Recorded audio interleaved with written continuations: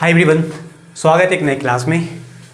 आज शुरू करने वाले हैं क्लास 11 फिजिक्स का एक new topic, motion in straight line. वैसे कई दिनों के बाद क्लास ले रहा हूँ क्लास 11 फिजिक्स का। अब कोशिश करेंगे कि हर अल्टरनेट डे के बाद वीडियो को अपलोड करेंगे। तो आज का हमारा टॉपिक होगा मोशन इन स्ट्रेट लाइन। इसी को हम अच्छे से कॉन्सेप्ट को समझते हैं। मोशन इन स्ट्रेट लाइन, ये काइनेमेटिक्स का चैप्टर है, यूनिट 3। ठीक है, स्ट्रेट लाइन में मोशन जानना है। अगर कोई बॉडी कह सकते हैं कि if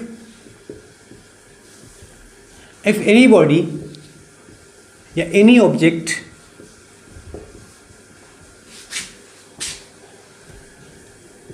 moves in a straight line, है ना, जो स्ट्रेट लाइन में मूव करता है,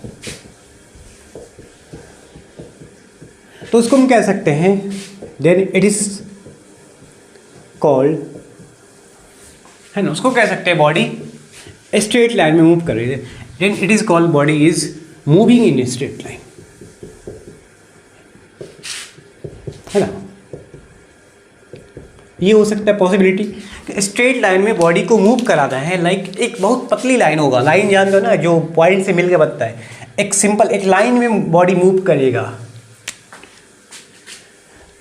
सपोज ये लाइन है, इस पर कोई बॉडी मूव करेगा तो ये होता है क्या, मोशन इन स्ट्रेट लाइन। एक होता है मोशन इन प्लेन। तो मोशन इन प्लेन में क्या होगा कि अगर बॉडी मूव करेगा तो वो प्लेन होगा, एक्स वाई प्लेन। एक होता है 3 डायमेंशनल प्लेन जिसमें एक्स वाई जेड तीनों एक्सिस आएगा उसमें। लेकिन किसी किसी में क्या होता है कि 2 प्लेन एक्स और वाई एक्सिस होगा, तो वहाँ एक प्लेन होगा और वहाँ बॉडी मूव करेगा। तो एक्चुअल में वो प्लेन है जहाँ 2 डायमेंशनल और 3 डायमेंशनल होता है, लेकिन सिंपली एक लाइन पर बॉडी मूव करता है, उसको बोलते हैं बॉडी मूव कर रहा है स्ट्रेट लाइन पर। सपोज हमने मान लिया ये एक्सिस है,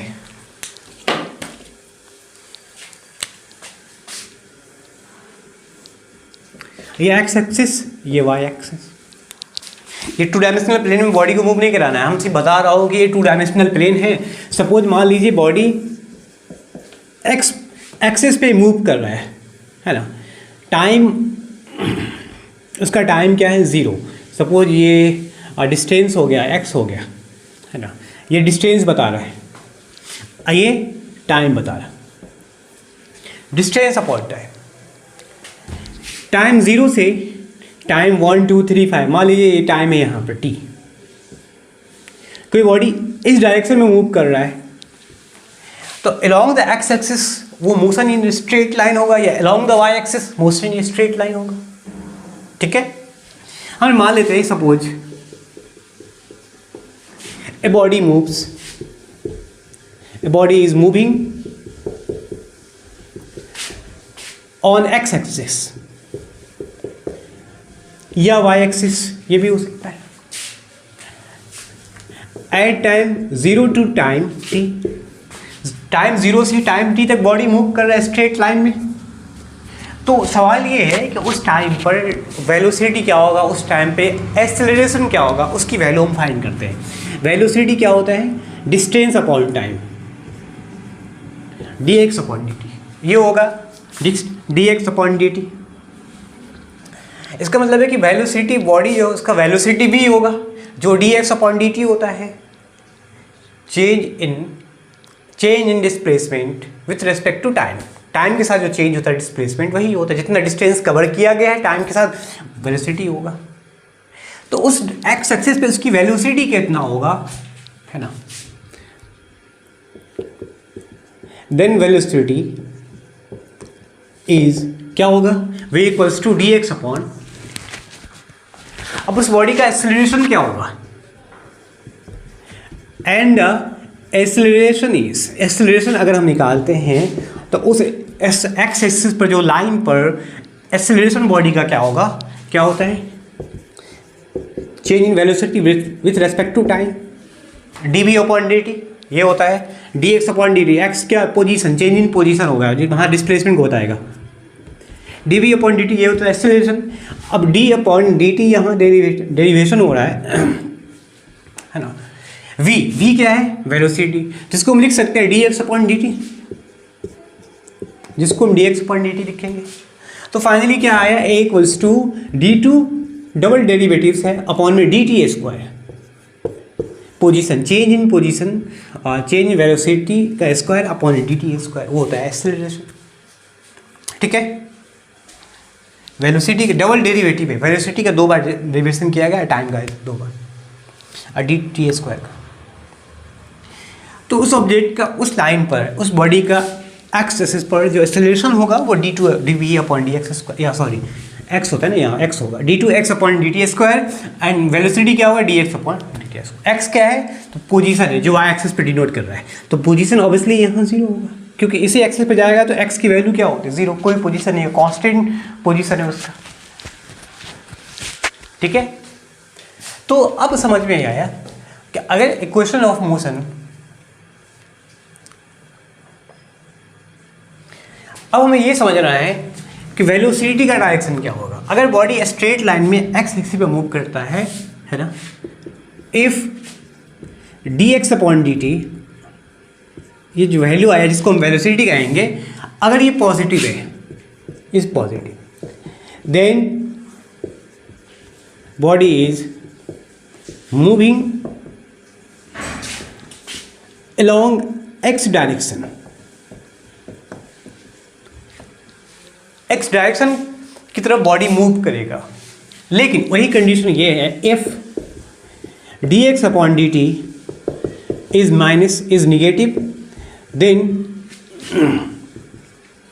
बॉडी जो मूव करेगा, body is moving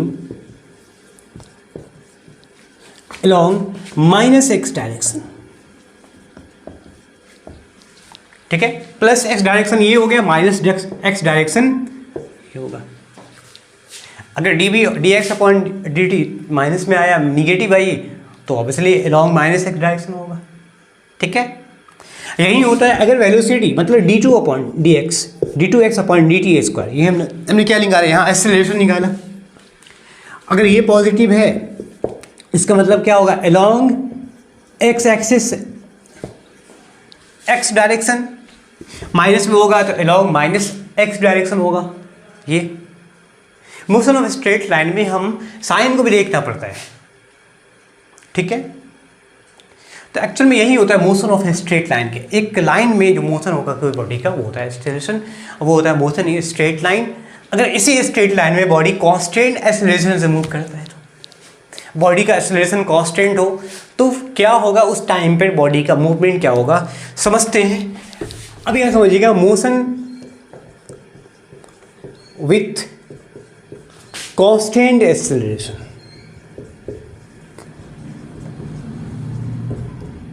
in a straight line। ठीक है, स्ट्रेट लाइन में कोई बॉडी x डिस्टेंस कवर करता है, जहां टाइम 0 to टाइम t होगा, है ना, x डिस्टेंस ट्रेवल करता है, वेलोसिटी v है और एक्सेलरेशन उसका क्या होगा a। इसमें 2 वेलोसिटी, टाइम t पर वो वेलोसिटी 0 है और फाइनल वेलोसिटी उसका हो जाएगा v। तो इस इक्वेशन से यहाँ से हमें एक न्यू रिलेशन मिलेगा, बल्कि तीन न्यू रिलेशन मिलेगा, जिसको हम कहते हैं क्या, equation of motion. Equation of motion मिलेगा हमें। तो इक्वेशन ऑफ मोशन क्या होगा वो आपको बता रहा हूँ, equation of motion in straight line. ठीक है, suppose body is moving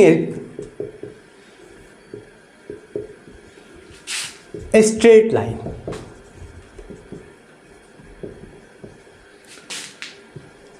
with constant acceleration।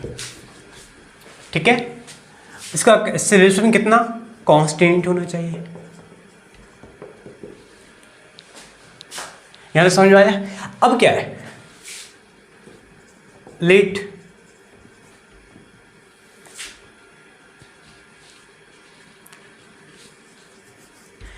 Eight t equals to 0 velocity क्या होगा u, and at time t velocity will be क्या v। ये वेलोसिटी होगा, 0 पर वेलोसिटी क्या है u, जो इनिशियल वेलोसिटी होगा, और टाइम टी के बाद वेलोसिटी हो गया उसका फाइनल वेलोसिटी v हो गया। ठीक है, तो क्या होता है, acceleration equals to change in velocity with respect to time, change in velocity with respect to time. अब यहाँ क्रॉस मल्टीप्लाई करेंगे, क्रॉस मल्टीप्लाई करेंगे, डी वी इक्वल्स टू क्या होगा, A D T, A D T. यहाँ लगाना है हमें इंटीग्रेशन, इसको करना है इंटीग्रेट। देखो वेलोसिटी जो है वो u टू v चेंज हो रहा है ऑब्जेक्ट का, ध्यान दीजिएगा, u to v, initial to final u to v। Time किस टाइम पर, टाइम इक्वल्स टू 0 पर, टाइम 0 से टाइम t पर वेलोसिटी कितना है, v टू u चेंज हो रहा है बॉडी का। ठीक है, dv का इंटीग्रेशन करेंगे, v होगा, इसमें डेफिनेट जो इंटीग्रेशन है वो है u to v equals to a dt का इंटीग्रेशन। तो a यहाँ कांस्टेंट है, कांस्टेंट एक्सेलरेशन, इसका कोई इंटीग्रेशन नहीं होगा, a बाहर। dt का इंटीग्रेशन क्या होगा, t time 0 to t। Value को हम रखेंगे, बार बार पुट करेंगे, डेफिनेट इंटीग्रेशन है। एक बार v रखेंगे v जगह पे, एक बार v की जगह पे u रखेंगे, रिप्लेस किया जाएगा। यहाँ देखिए टाइम की जगह पे t रहेगा, एक टाइम में, दूसरी बार में क्या, टाइम की जगह पे 0 आ जाएगा। t की वैल्यू t पुट करना है, t की वैल्यू 0 माइनस के साथ, v की वैल्यू v की वैल्यू u पुट करना है यहाँ। ठीक है, तो न्यू रिलेशन आया v minus U equals to a into T, क्या हुआ a t, यहाँ से v इक्वल्स टू क्या है, u प्लस a t। ये फर्स्ट इक्वेशन ऑफ मोशन है। यहाँ कांस्टेंट एक्सेलरेशन, बॉडी जो मूव कर रहा है, initial velocity u to v after time t। ठीक है, फर्स्ट इक्वेशन ऑफ मोशन क्या आया, v equals to u plus a t। अब हमें निकालना है सेकंड, तो सेकंड निकालते हैं। सपोज ये सेकंड है, ये हमने फर्स्ट निकाला। Second equation first can be written as, इसको लिख सकते हैं, इक्वेशन फर्स्ट को लिख सकते हैं इस तरह से, क्या होगा, v equals to u plus a t. हम v को लिखेंगे क्या, change in position with respect to time equals to क्या, u plus a t. v equals to क्या होता है, d x upon d t. ये तो होता है स्ट्रेट लाइन में बॉडी का वेलोसिटी, x डायरेक्शन में अगर हो तो। ठीक है, क्रॉस मल्टीप्लाई करेंगे, डी एक्स इक्वल्स टू क्या होगा, u plus a T into क्या, डी टी। ठीक है, अब हमें इसको इंटीग्रेट करना है, d x equals to u plus a t d T. यहाँ इंटीग्रेशन 0 टू x होगा, यहाँ टाइम 0 टू t होगा।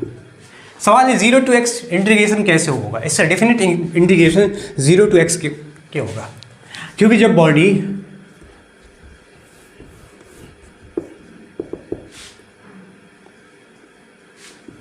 एट टाइम 0 पर क्या हुआ, बॉडी का कोई मूवमेंट नहीं, टाइम 0 पर मतलब क्या हुआ, बॉडी अपनी पोजीशन पे है, x विल बी 0, टाइम 0 पे बॉडी का कोई मूवमेंट नहीं। After time t equals to t, x will be x, ये होगा। ठीक है, टाइम t पर कोई पोजीशन में चेंज नहीं आया, x इक्वल्स टू 0, लेकिन टाइम t के बाद पोजीशन में कितना चेंज आया, x आया। इसलिए इंटीग्रेशन 0 टू x होगा तो 0 टू t होगा टाइम के लिए। dx का इंटीग्रेशन क्या होता है, x 0 टू x यहाँ होगा। इंटीग्रेशन आपने पढ़ा भी होगा, इस तरह से होता है definite integration. u plus a T, इसका डेरिवेशन इंटीग्रेशन करना है तो ऑब्वियसली u पहले हम मल्टीप्लाई करेंगे, है ना, u d t 0 to t, इसको हम करेंगे 0 to t a t d t, इसको इस तरह से भी लिख सकते हैं ना। ठीक है, अब यहाँ इंटीग्रेशन होगा तो x, u का इंटीग्रेशन तो नहीं होता, u कांस्टेंट होगा, u dt के रिस्पेक्ट में होता है, टाइम dt का इंटीग्रेशन t होगा 0 टू t, प्लस a का नहीं होगा, a कांस्टेंट है यहाँ पर, a बाहर। t और dt का इंटीग्रेशन क्या होता है, पावर में t का पावर 1 है तो पावर में 2 हो जाएगा, अपॉन में 2 हो जाएगा, है ना। इंटीग्रेशन क्या होता है, x raise to power n dn, dx का इंटीग्रेशन ये होता है x का पावर n है तो n में 1 ऐड कर दो, अपॉन में n+1 कर दो, ये होता है इंटीग्रेशन। मतलब t का पावर 1 है तो 1 ऐड कर देंगे, t का पावर 2 हो जाएगा, अपॉन में 2 से डिवाइड कर देने, ये होता है इसका इंटीग्रेशन। अब यहाँ जो इंटीग्रेशन हो रहा है वो 0 to t टाइम के लिए हो रहा है, ए कांस्टेंट है बाहर आया, ठीक है। अब देखिएगा इसको हम क्या कर सकते हैं, x एक बार वैल्यू x पुट करेंगे, एक बार 0 पुट करेंगे, x minus 0 will be u into t minus 0, क्या होगा, t माइनस 0 हो जाएगा, plus a t square upon T, एक बार वैल्यू t रखेंगे टी स्क्वायर, दूसरी बार वैल्यू 0 रखेंगे, 0 स्क्वायर अपॉन 2 हो जाएगा, 0 स्क्वायर अपॉन 2 0/2 हो जाएगा, ठीक है। हायर वैल्यू और लोअर, मतलब हायर लिमिट हो गए लोअर लिमिट हो गए, वैल्यू पुट करेंगे बार बार, ऐसे ही होता है ना इंटीग्रेशन में, यहाँ t पुट किया यहाँ 0 पुट किया, x माइनस 0 क्या हो, x u इंटू टी क्या होता है ut plus a t square upon 2 0/2 0 खत्म, तो न्यू रिलेशन आया ut प्लस, इसको हम लिख सकते हैं 1/2 आगे कर दो a t स्क्वायर, x यहाँ चेंज इन पोजीशन, जो डिस्टेंस ट्रेवल जितना होता है वो डिनोट कर रहा है x, टाइम t 0 से टाइम t तक x डिस्टेंस ट्रेवल किया है पोजीशन, वो होता है x equals to u t plus half a t square. ये न्यू दूसरा इक्वेशन ऑफ मोशन आया, x इक्वल्स टू क्या, u t plus half a t square. चाहे जो नोट करना नोट कर लो आप लोग फटाफट, इसको मैं इरेज करता हूँ, फिर थर्ड लेते हैं। थर्ड इक्वेशन ऑफ मोशन क्या होगा, थर्ड इक्वेशन ऑफ मोशन निकालते हैं।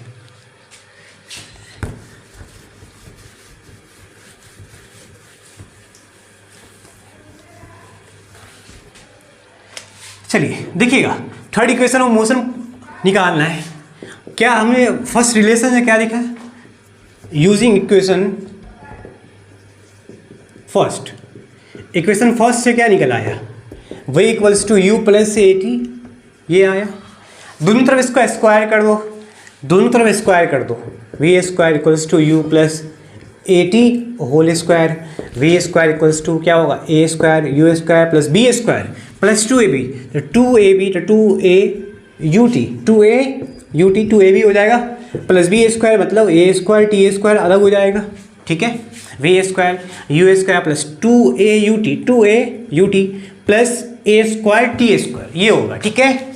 अब यहाँ हम लिख सकते हैं यू स्क्वायर प्लस 2a, अगर हम इसमें कॉमन लेते हैं तो यहाँ हमारा बचेगा ut प्लस 2a कॉमन लिया, हाफ बचेगा यहाँ, है ना, 2a कॉमन लिया है तो हाफ बचेगा,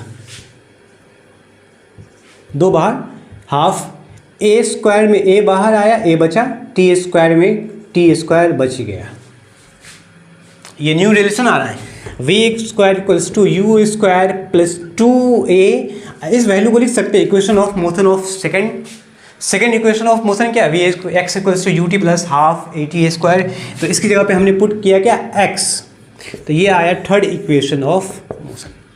और इसी तीनों पर हम सवाल करेंगे, v equals to u plus a t, एक ये है, दूसरा ये है, एंड थर्ड ये है। और तीनों का डेरिवेशन आपको आनी चाहिए, equation of motion in straight line, ठीक है, ये होता है तीन equation of motion straight line में। अब इसी को हम फॉलो करके हम सवाल बनाएंगे, इसी के बिहाफ पे हम क्वेश्चन करेंगे।